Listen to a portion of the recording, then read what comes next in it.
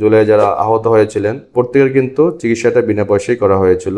তাদের ওষুধপত্র, medicine, instrument সবকিছু কিন্তু ফ্রি অফ কস্টে করা হয়েছিল, যেটা আমাদের শ্রদ্ধেয় এবং আমাদের সম্মানিত এনাম স্যার কিন্তু এটা ম্যানেজ করেছিলেন। আমাদের সিইও ডক্টর নাজিম স্যার উনি কিন্তু এটা ম্যানেজ করছেন আর কি।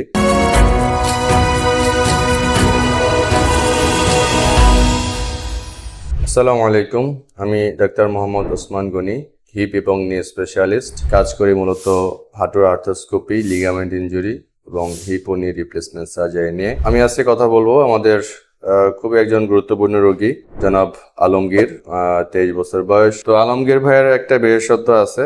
বাই দিস টাইম তার ড্রেস আপ এবং গেট আপ দেখে আপনারা বুঝবেন যে তিনি কিন্তু একজন জুলাই যোদ্ধা। তো 5ই আগস্ট যে রক্তক্ষয়ী যে সংঘর্ষ হয় তৎকালীন যে ফ্যাসিবাদী সরকারের সাথে ছাত্র জনতার, বিপ্লবী ছাত্র জনতার, তখন কিন্তু তাদের মধ্যে সেই ছাত্র জনতার একজন গর্বিত অংশীদার কিন্তু আমাদের এই আলমগীর ভাইও। তো তিনি আশুলিয়াতে যখন গোলাগুলি হয় তিনি সেখানে উপস্থিত ছিলেন এবং তার পায়ে কিন্তু একটা গুলি লাগে। তো এই গুলিটা লাগে ঠিক আবার হাঁটুর জয়েন্টেই। তো যেহেতু আমি নিয়ে স্পেশালিস্ট নিয়ে কাজ করি, তার গুলিটা তার মাংসপেশি ভেদ করে ঠিক জয়েন্টের মধ্যে চলে যায়। পরে প্রথমত সেখানে খুবই খারাপ অবস্থা ছিল, অনেক বড় একটা ওন্ড ছিল এবং গুলিটা যে ঢুকে গেল ওখান থেকে একদম অনেক ডিপে চলে গেছে, একদম হাড় পর্যন্ত চলে যায় জয়েন্টের মধ্যে, যার কারণে গুলিটা বাইরে থেকে বের করা যায় নাই, বা বের করতে গেলে তখন দেখা যেত যে বড় ধরনের নার্ভ বা ভেসেল রক্তনালী ইনজুরি হবে।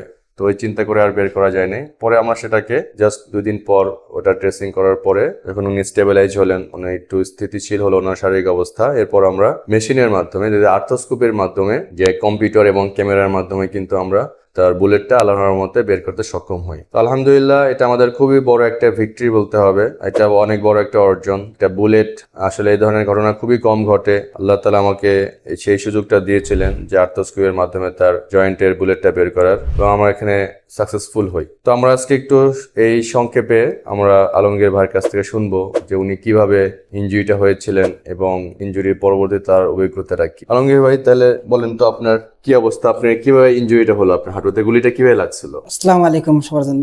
যেমন আমি মনে করেন আশুলিয়া বাইপেলে থাকি, ওখান থেকে মনে ওদিক থেকে ছাত্রলীগটা মনে করেন গুলি করতে করতে কিংবা ওদিক থেকে আসতেছিল আর কি, ওরা আমরা এদিক থেকে যাচ্ছিলাম ছাত্র সহ। তা আমরা যখন ওদিকে ঢেল টেল মারে মনে করেন আমি একটু ঘুরছি কিংবা মনে করেন একটা ঢেল নিতে ধরছি, তখন মনে করেন ওরা মানে গুলিটা মারে ঠিক আমার হাঁটুতে লাগে।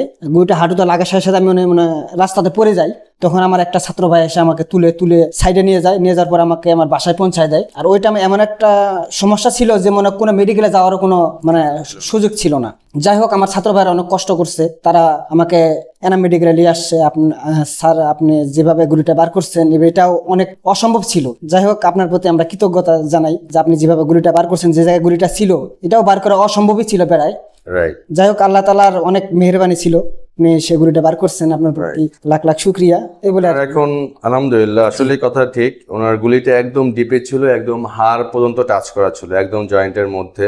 তো এটা আসলে আমরা যখন আর্থ্রোস্কোপি নিয়ে শুরু করেছিলাম যে হ্যাঁ ইনশাল্লাহ কিছু একটা করতে পারবো, কিন্তু বের হইতে পারবো বা বের করতে পারবো এটা কিন্তু আমরা আশা করিনি, এবং তাকে কিন্তু আগে বলছিলাম যে আমরা চেষ্টা করবো, কিন্তু বের হবে কিনা গ্যারান্টি দিতে পারি না। তো আল্লাহর রহমতে প্রায় আমরা 1.5 ঘন্টা 2 ঘন্টা চেষ্টা করে কিন্তু সেই যন্ত্রের মাধ্যমেই হাঁটু না কেটে জাস্ট 2টা বা 3টা ছিদ্র করে আমরা কিন্তু পুরো বড় বুলেট কিন্তু, তাই না, এটা কিন্তু ছিটা গুলি না, একদম অরিজিনাল বুলেট, একদম অরিজিনাল এবং সম্ভবত পিস্তল বা মেশিন গান এটা কিছু একটা বুলেট হবে। জি। তো আল্লাহর রহমতে আল্লাহ তাআলা ওনার অথবা কোনো বড় ধরনের নার্ভ ইনজুরি বা ফ্র্যাকচার হয় নাই, পাটা বেঁচে আছে। কিন্তু জয়েন্টে যদি গুলিটা থাকতো তাহলে দেখা যেত ওই গুলির মধ্যে যে পয়জন গুলো থাকে, যে মেটাল গুলো থাকে, যে গান পাউডার সহ অন্যান্য যে পয়জন গুলো থাকে, ওগুলো কিন্তু জয়েন্টকে আস্তে আস্তে ড্যামেজ করে। এটা ক্রনিক লেড পয়জনিং আমরা বলি, যে জয়েন্টের যে মার্জিনগুলো, আর্টিকুলার কার্টিলেজগুলো কিন্তু ড্যামেজ হয়ে যায়। ওই যে আপনার যে মেটালগুলো থাকে, যে সীসা বা মেটালগুলো থাকে আপনার বুলেটের মধ্যে, সেগুলো কিন্তু জয়েন্টকে আস্তে আস্তে ড্যামেজ করে। সো বের করাটা জরুরি ছিল। আল্লাহর মতে কিন্তু আমরা সেই মেশিনের মাধ্যমেই আমরা বের করতে সক্ষম হই। তো তারপর আমরা যে ছিদ্রটা দিয়ে আপনার গুলিটা ঢুকলো যে চামড়ার মধ্যে, ওখানে একটা বড় একটা ক্ষত ছিল এবং খুব খারাপ ধরনের ক্ষত ছিল, তাই না, একটু ইনফেকশনও ছিল। এটা ভালো হইতে কতদিন সময় লাগছিল আপনার? এটা ভালো হইতে স্যার আপনারা যেভাবে চিকিৎসা নিয়েছেন আল্লাহর রহমত বেশি দিন লাগেনি স্যার, হাইস্ট আপনার 15 থেকে 20 দিন। মোটামুটি ক্ষতটা শুকায় গেছে, রাইট। তো আমরা তো মেশিনের মাধ্যমে ওনার গ্লু বের করেছিলাম, এটা তো ছিল মিনিমালি ইনভেসিভ বা যা জুড়া ছিদ্র করে, সেগুলো 7 দিনের মধ্যেই শুকায় গেছে। জি কিন্তু স্কিনের যে পোর্শন দিয়ে গুলিটা ওনার হাড় ঢুকছে, মানে ওই যে এন্ট্রি উনটা খুবই আগলি ছিল, মানে গান পাউডার অনেকগুলো মিক্স করা ছিল এবং বেশ ডার্টি উন ছিল এবং স্কিনটা এলোমেলো ল্যাসারেটেড ছিল। আমরা কিন্তু সেটাকে ড্রেসিং করতে করতে এবং ভালো অ্যান্টিবায়োটিক খাওয়ার দ্বারা উনি কিন্তু পুরোপুরি সুস্থ। জি আল্লাহর রহমতে এই কৃতিত্ব কিন্তু আমার না, এটা পুরো এনাম মেডিকেল কলেজ হাসপাতালের কর্তৃপক্ষের, তাই না?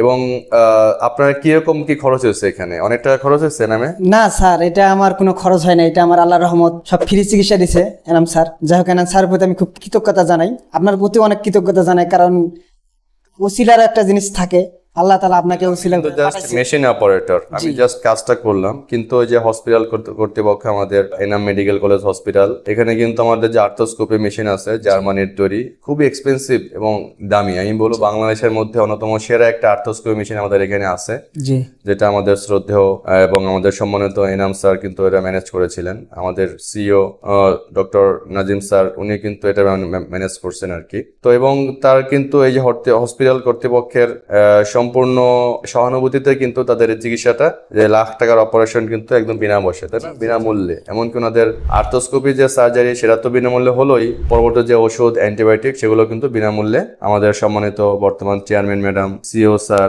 কিন্তু তারা কিন্তু বিনামূল্যে ওটা ব্যবস্থা করেছেন। জি জি আল্লাহর রহমতে দেখেন যে আজকে প্রায় 1 বছর পর আমরা তার ফলো আপটা নিচ্ছি। এর মাঝখানেও ওনার ফলো আপ আসছিল, দরিদ্র বিদায় আসার সাহস করতে পারেন নাই, কিন্তু অ্যাকচুয়ালি কিন্তু আমরা এই জুলাই যোদ্ধাদের আমরা বিনামূল্যেই কিন্তু আমরা চিকিৎসাটা দিচ্ছি। তো আল্লাহর মধ্যে 1 বছর পর আমরা তার দেখা করলাম, তার এক্সরেটার খোঁজ খবর নিলাম, আমি কিন্তু তাকে নিজে ফোন করে এখানে নিয়ে আসলাম, তাই জি না? জি রাইট, যে কেমন আছেন, আমরা একটু দেখা করি। আমরা এক্সরে করলাম, আল্লাহর মধ্যে এক্সরে খুবই সুন্দর আছে, ভিতরে কোনো গুলি বা ওই কোনো ক্ষয়ের কোনো চিহ্ন কিন্তু আপনার নাই। না স্যার। আপনি যে 1 বছর পর আমরা আপনার আজকে এই যে হাঁটুটা আমরা চেক করলাম, আপনার হাঁটুতে কোনো ব্যথা হয় এখন? না স্যার, এটা কোনো ব্যথা নাই, আল্লাহর রহমত, মিথ্যা তার বলা যাবে না। না স্যার, এটা একবার আল্লাহর রহমত, আল্লাহ খুব মানে ভালো রাখছে আমাকে আপনাদের দোয়ায়। আপনি হাঁটা ভাঁজ করে বসতে পারেন? জি স্যার। বসে নামাজ পড়তে পারেন? জি। কাজ বাজ করতে পারেন? জি। হাঁটা চলায় কোনো সমস্যা হয়? না, কোনো সমস্যা নাই। নিজের বাসার বাজারঘাট, মসজিদে আসা যাওয়া, এভরিথিং তো আপনি নরমাল? ইনশাল্লাহ এভরিথিং সব ঠিক আছে। সো দেখেন যে আমরা যে না কেটে গুলিটা বের করলাম, এটা কিন্তু অনেক অ্যাডভান্টেজ আছে, যে পেশেন্টের পেইনলেস থাকে, ব্যথা মুক্ত থাকে, যেহেতু মিনিমাল ইনভেসিভ, বেশি কাটাছেড়া হয় না, খুবই রিওয়ার্ডিং একটা সার্জারি। তো আমরা এই জন্য আল্লাহর মতে আমরা আলমগীর ভাইয়ের জন্য সবার কাছে দোয়া চাই, আমার জন্য দোয়া করবেন, আলমগীর ভাইয়ের জন্য দোয়া করবেন। আরেকটা জিনিস এখানে উল্লেখ করতে চাই যে উনি কিন্তু জুলাই যোদ্ধা, কিন্তু আসলে গরিব মানুষ এবং খুব বেশি পড়াশোনা উনি করেন নাই, এবং ছোট একটা কাজ করেন, আসলে কোনো কাজে ছোট না, কিন্তু তারপরও ওনার আসলে যোগাযোগ না থাকার জন্য বা নেতৃস্থানীয় কারোর সাথে সংযোগ না থাকার জন্য কিন্তু উনি কোনো ভাতা বা সম্মানিক পাচ্ছেন না। আপনার কোনো সার্টিফিকেট বা কোনো সম্মানিক পেয়েছেন? না স্যার, এগুলা আমি এখনো পাই নাই, ঠিক আছে, কারণ আমার পিছে কেউ নাই স্যার, আমি তো অনেক কিছু জানিও না, বুঝিও না যে এগুলা কিভাবে করতে হবে না করতে হবে, রাইট, এগুলা আমি বুঝতেছি না, আর আমাকে কেউ মনে করেন একটা হেল্পও করতেছে না স্যার। রাইট। সো আমার একটা আবেদন থাকবে, যারা এইসব বিষয়গুলো নিয়ে যারা কাজ করেন, যারা জুলাইতে যারা আহত হয়েছেন, তাদের একটা সম্মানী বা তারা যে একটা ভাতা পান, তাদের যে একটা যে সার্টিফিকেট বা তাদের যে একটা স্বীকৃতির যেগুলো নিয়ে যারা কাজ করেন, তাদের কাছে আমার একটা আবেদন থাকবে, তারা আপনার আলমগীর ভাইয়ের বিষয়টা একটু সদয় দৃষ্টিতে দেখবেন, কারণ উনি সত্যিকারে ওনার হাঁটুতে একটা গুলি ছিল এবং সেই গুলিটা কিন্তু আমরা আর্থোস্কোপি এবং তিনি কিন্তু ওন্ডেড, তিনি কিন্তু একদম যুদ্ধাহত, তিনি কিন্তু একজন আহত এবং তার হাঁটুতে কিন্তু অনেক বড় ক্ষত রয়ে গেছে, সেই এক্সরে, হাসপাতালের ডকুমেন্টেশন সব কিছু তো রয়ে গেছে।